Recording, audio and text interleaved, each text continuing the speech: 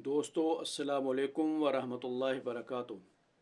मैं आज आपके सामने एक ऐसी जड़ी बूटी है जो हमारे हर जगह बहुत बेहतरीन बेहतात कसरत में होती है और ये ख़ास कर नमनाक जगहों पे होती है और इसको कहते हैं पुटकंडा। ये है पुटकंडा, ठीक है ना जी।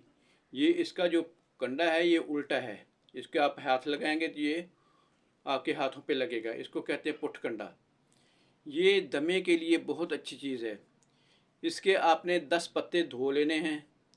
10 पत्ते लेके धो के इसको एक गिलास पानी में उबाल लेना है।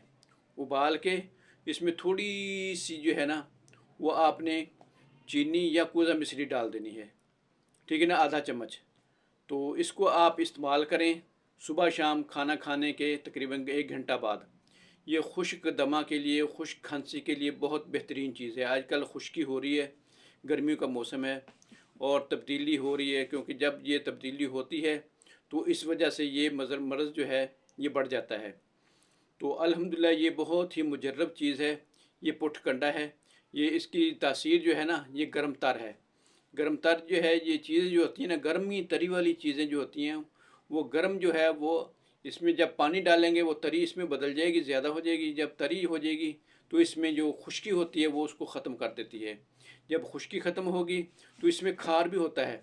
तो खार की वजह से ये जिस्म में ये बलगम जो है ये जो रुक चुकी है फेफड़ों में, लंग्स में, सीने में, छाती में, तो ये बिल्कुल साफ़ हो जाती है। जब ये साफ़ हो जाएगी तो आप इंशाल्लाह इसको आपने 5 से 10 दिन तक ये लाजमी इस्तेमाल करना है। जब आप इसको इस्तेमाल कर लेंगे तो इंशाल्लाह दूसरे तीसरे दिन आपको अफाका होना शुरू हो जाएगा। जब आपको अफाका होना शुरू हो जाए तो आप समझें भी अल्हम्दुलिल्लाह इसमें फ़ायदा होना शुरू हो गया। आप ये 10 दिन करके फिर 10 दिन बाद फिर जो है ना इसमें आपने एक चीज़ और ऐड करनी है।